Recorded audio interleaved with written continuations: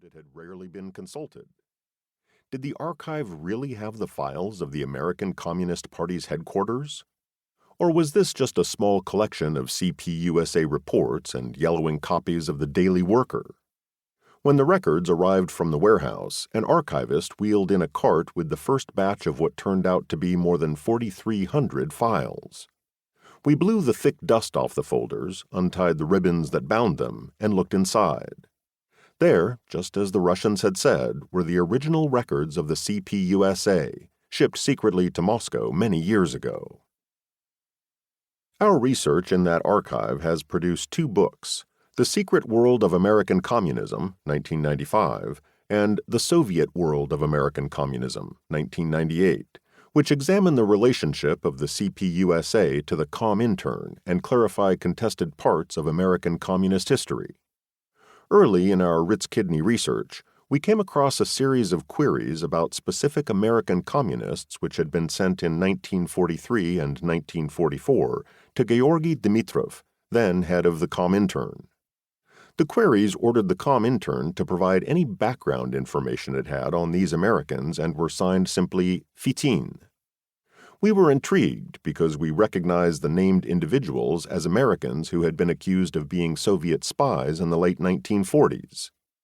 The queries had been made by Pavel Mikhailovich Fitin, the Soviet Union's spy master and head of the Foreign Intelligence Section of the KGB from 1940 to 1946.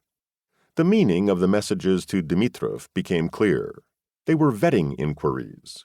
The KGB was in the process of recruiting American communists as spies and was conducting background checks with the Communist International. The subject of one of Fitin's inquiries, Judith Kaplan, brought an obscure American code-breaking project into our research. Kaplan, an analyst working in the Foreign Agents Registration Section of the U.S. Justice Department, had access to FBI counter-espionage files. The FBI had arrested her in 1949 in the act of handing over some of those files to Valentin Gubichev, a KGB officer who nominally worked as an official of the United Nations. In his 1986 memoir, the retired FBI agent Robert Lamphere related that the FBI had been alerted that Kaplan was a Soviet spy when the National Security Agency, the NSA, deciphered a 1944 KGB message regarding her recruitment. Lamphere also said that similar deciphered messages had led the FBI to identify Klaus Fuchs, a British physicist working on the atomic bomb project, as a spy, a discovery that ultimately brought about the arrests of Julius and Ethel Rosenberg on charges of espionage for passing atomic secrets to the Soviet Union.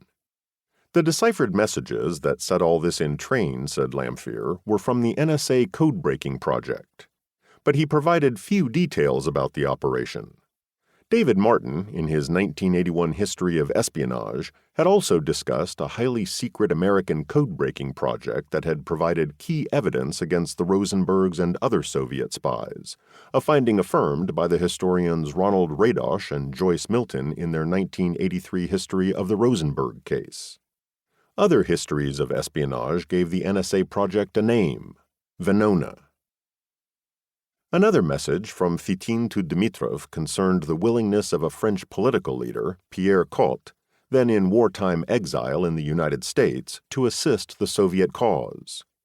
Peter Wright, a retired officer for the British counterintelligence agency MI5, reported in his 1987 memoir that deciphered messages of the Venona Project had led British and American security officials to identify Cotte as a Soviet agent. We realized that the Fitin queries that we found in the Ritz-Kidney archives pointed to Venona. But what exactly was the Venona Project? Had the NSA deciphered only a few Soviet messages, or many hundreds? Were other spies besides Cotte, Kaplan, and Fuchs identified? What did the messages say? The NSA was notoriously close-mouthed about its activities, and by reputation far more secretive than either the Central Intelligence Agency or the FBI. During the height of the Cold War, Washington insiders joked that the initials NSA really stood for No Such Agency.